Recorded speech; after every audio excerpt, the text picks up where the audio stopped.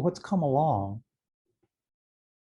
after this is the idea of what's called NoSQL or not SQL databases. And one of the advantages of these not SQL databases is they can scale better. So an example of this would be, let's say, Bigtable from Google or DynamoDB from Amazon. So both examples of NoSQL databases. So these, so for instance, let's look at Bigtable and Dynamo. These are both key value databases. So you have a key and you have an associated value. We're going to look at a document database. Okay, so we're going to look at one called Firestore. It was developed outside of Google, but then Google bought them several years ago, I think in 2014, 15, somewhere along about that time. So this is a document database. So the idea of a document database is we're basically, okay, this is kind of roughly storing JSON. Okay, with some limitations. So we have a particular document and that stores the JSON for it. The limitations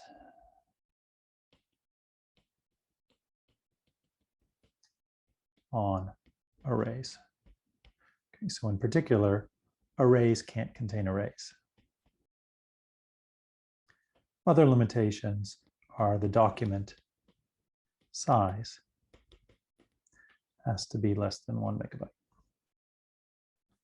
So let's just look at an example. Basically, what you could be storing, for instance, is, let's say if we looked at users, you could be storing a name, Prof. Rhodes, and a, let's see, email, Rhodes at, and we could store an ID.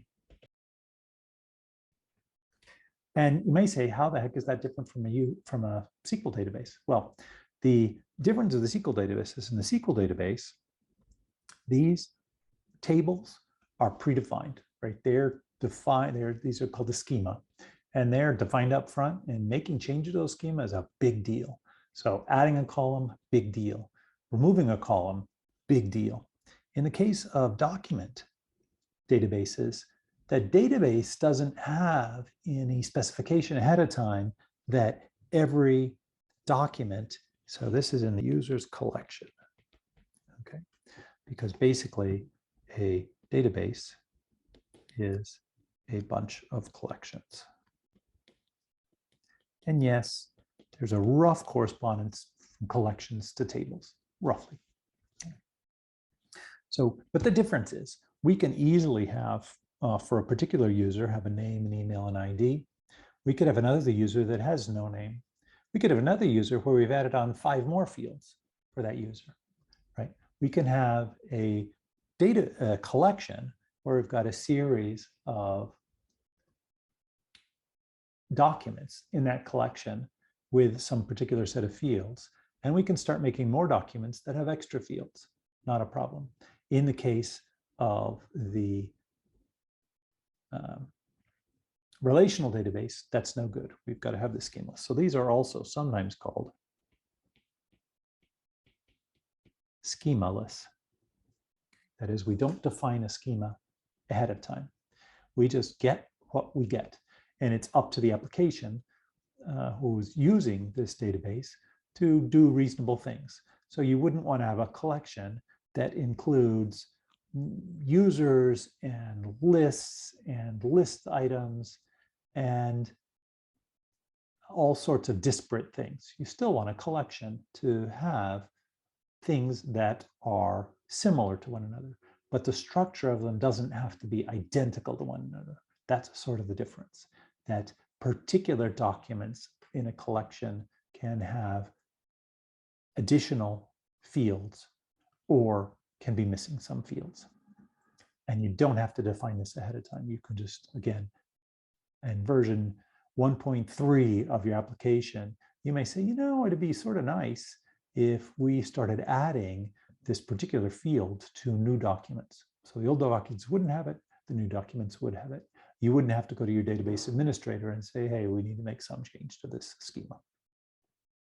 Okay, so we have collections. So database consists of collections of documents. Document is JSON-like. So we can store dates or date/time. We can store strings, floats. Integers actually get converted to float for you. We can store what they call maps. So this is really, it's just a JSON object. So it's got fields and values, and each of the values can be of these same types. We can have arrays. The limitation is we can't, in an array, contain arrays themselves. And that prevents this nesting. Well, so we can have nesting with maps. We can't have nesting with the arrays. And the basic reason for that is not unlike when we're looking at list items that we're creating with React, where we can create an array of list items. And React says, hey, if you want to create a list of an array of list items, I want you to provide a key for each one, because I want to tell beforehand and afterhand what the difference is. Okay. Here, what's going on is documents can be updated asynchronously and in parallel. So I might be editing a document at the same time you're editing a document. And so you might say something. So what we might say something is like change the name, you might say, and I might say, let's say, delete the name. Okay, that's okay, right? If I delete the name and then you go change it, that's going to basically just add it. If you change the name and I delete it, then it's going to be gone. So the ordering matters, but that's okay. But the problem is what happens. So even if we have something nested, right? If we want to change, you know, a.b.c.name, some deeply nested thing in a map, we can still, you know, delete a.b.c.name. That'll be fine. But the problem comes about if we have an array, right? So let's say we have an array of items and we want to change, let's say names at 0 and delete names at 0.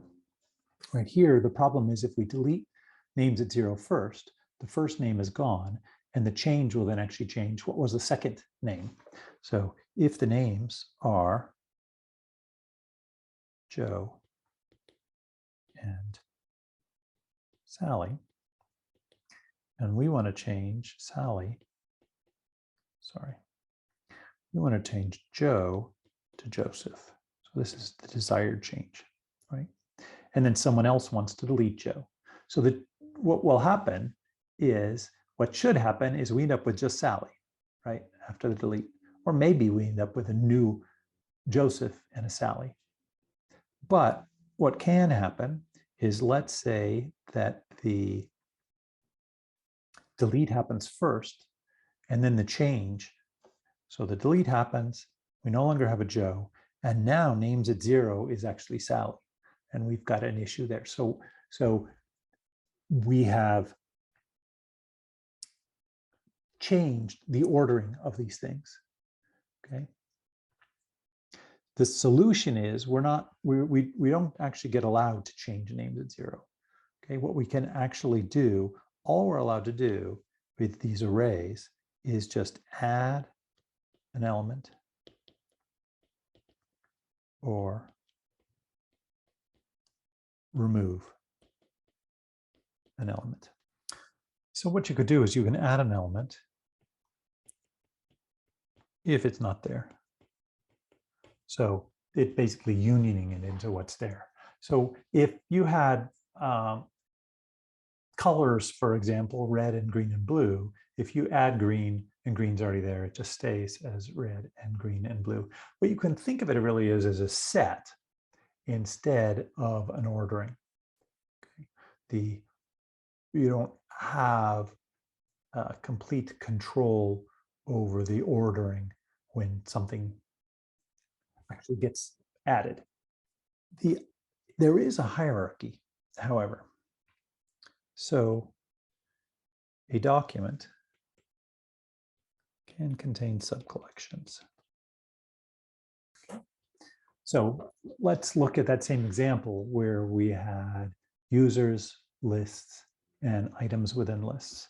So a way you could represent that is you could have, right, a user, and then you could have a subcollection. So a subcollection, which is, let's say, the lists subcollection. Okay, so we've got now, I'm just representing this sort of as a collection of users. Within a particular user, you can have then a subcollection. So this is users, this is lists. And within the list subcollection, we can have a bunch of lists.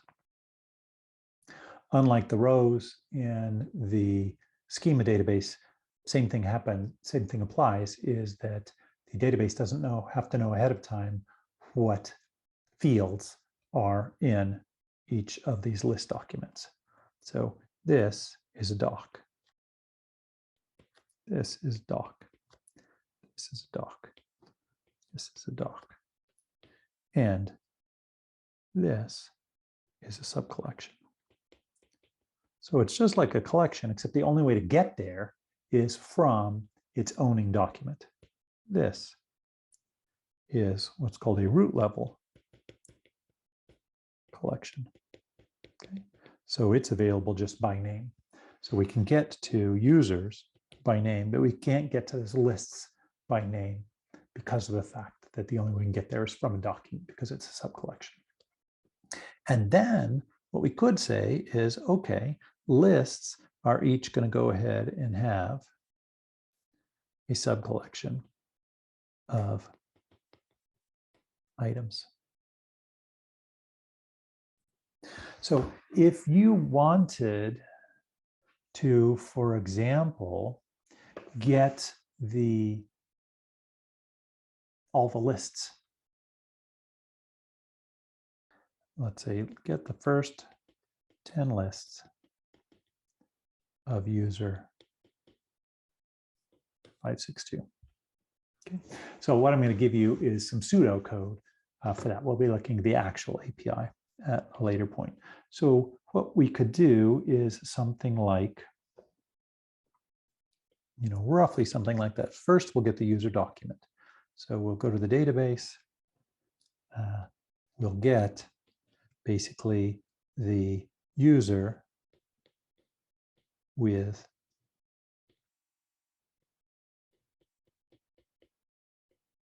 ID, user ID.